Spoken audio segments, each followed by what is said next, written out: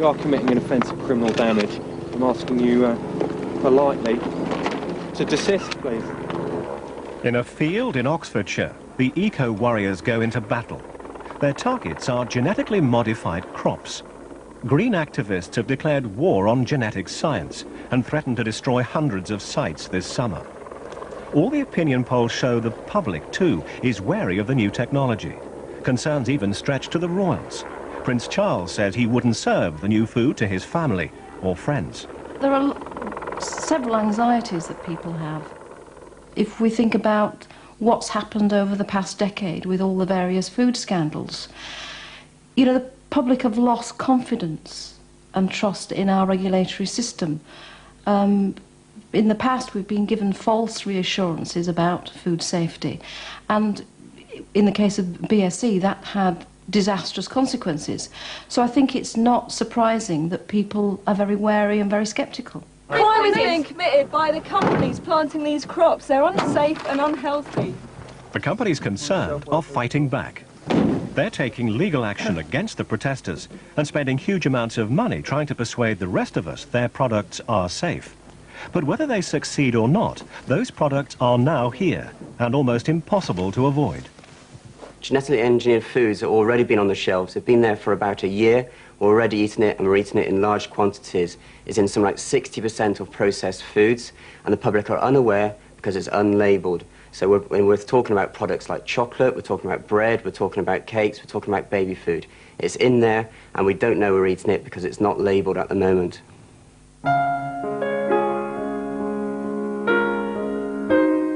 Scientists have been altering the food we eat for generations. Supporters of genetically modified or GM foods say we have nothing to fear from the new technology. We've been messing with nature, as some people would put it, ever since agriculture started.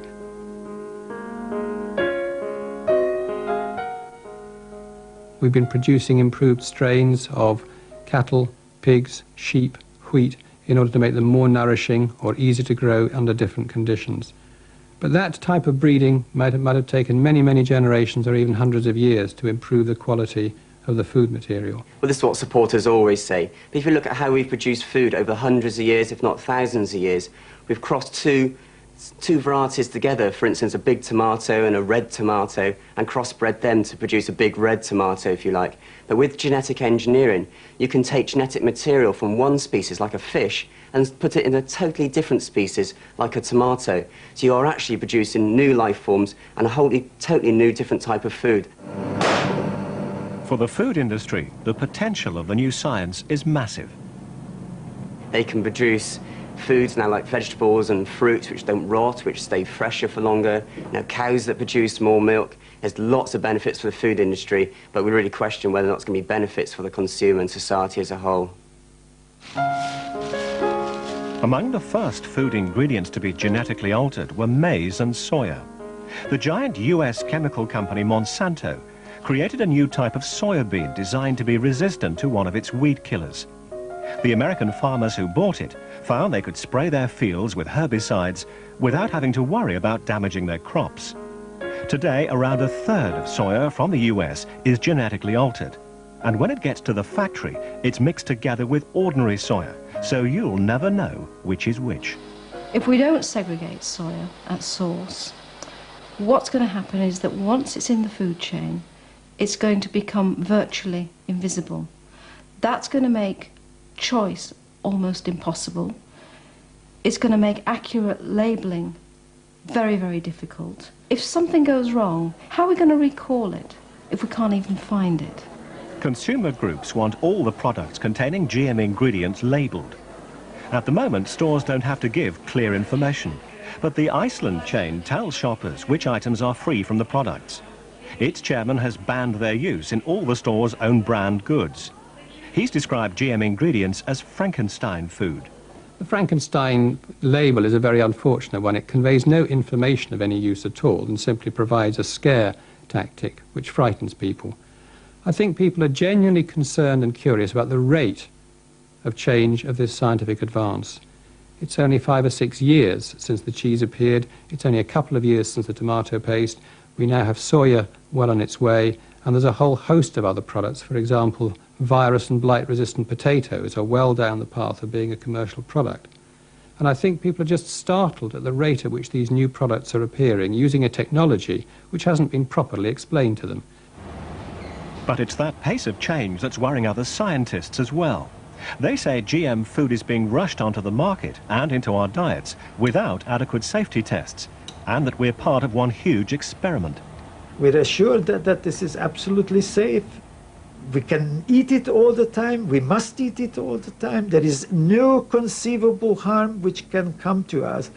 But as a scientist looking at it and actively working on the field, I find that it's very, very unfair to use our fellow citizens as guinea pigs.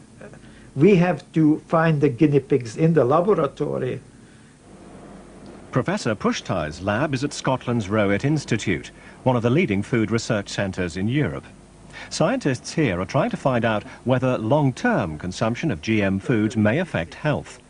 Their test, funded by the Scottish office, is believed to be the only one of its kind. Rats have been fed 2 different kinds of genetically modified potato, which are not on sale and have never been eaten by humans. The rats ate them for more than 100 days, the human equivalent of 10 years. The immune system takes about 10 days to get in top gear.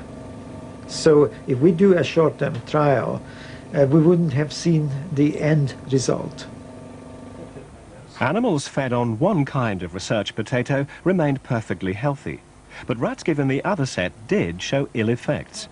The professor is so concerned about the implications of his discovery, he's decided to publicize his findings early. Tonight, he reveals them for the first time. The effect was a slight growth retardation and an effect on the immune system. One of the genetically modified potatoes, after 110 days, made the rats less responsive to immune effects. Our immune system helps protect us from infectious disease. When it's weakened, we're more vulnerable to illness. So if genetically altered foods can affect rats in this way, could they possibly have long-term effects on humans too? If I had the choice, I would certainly not eat it till I see at least comparable experimental evidence which we are producing for our genetically modified potatoes. I actually believe that this technology can be made to work for us. And if the genetically modified food will be shown to be safe, then we have really done a great service to all our fellow citizens. And I very strongly believe in this. And that's one of the main reasons why I demand to tighten up the rules, tighten up the standards. Monsanto have carried out 20 years of tests on their genetically modified soya and maize. But they wouldn't tell us if they've carried out similar long-term feeding studies on animals. The company has embarked on a massive public relations campaign, including full-page adverts in national newspapers and a free public information hotline. But they've declined to appear in this program because they claim it will be unfair to them. The hotline, though, is there to give information and reassurance to the public. So we decided to call it too. Monsanto information line, how can I help there? And I'm hoping you might be able to tell me, what long-term studies have you carried out on feeding genetically modified soya to mammals? If you're calling as a journalist, I need to refer you to Alex Wolfole, who's in our press and PR department. Right, so I can't get, as a consumer, as well as a journalist, I can't get that information from your information line.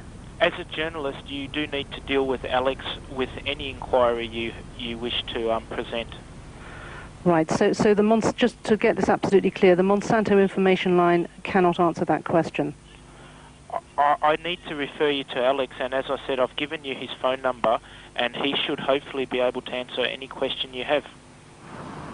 Monsanto have called for a public debate on the safety issues surrounding genetically modified food.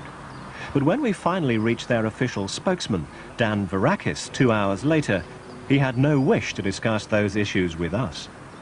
What long-term studies have Monsanto carried out on feeding genetically modified soya to mammals? We're happy to participate in any discussion about biotechnology that is fair and presents all sides of the story. I've said all that I can say here. There isn't anything else I can add to this conversation, so thanks, but I really must be going.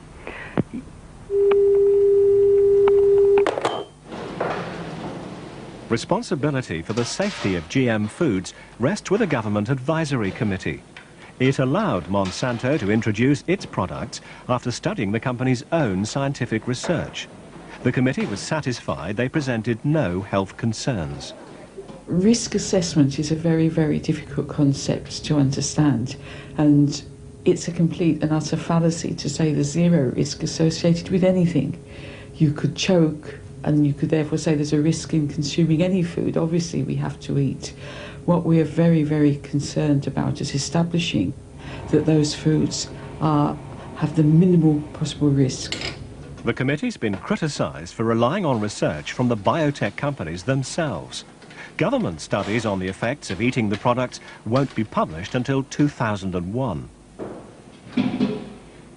People are saying we need to know what the long-term effects will be of genetically modified foods in the food chain. And so we're going to try and set up some procedures to actually monitor over many years. So does that mean that we are the experiment? We are the guinea pigs? No, I don't think it does. It means that we are collecting data in terms of consumption. I think perhaps this is an issue related to consumer choice. We've already been consuming genetically modified soya for almost a year now without being aware of it. It's not labelled, we haven't got a choice, and the advisory committee is only now thinking about how it could be monitored. Shouldn't that been thought of somewhat earlier? And isn't that a case of, shutting the stable door after the horse has bolted?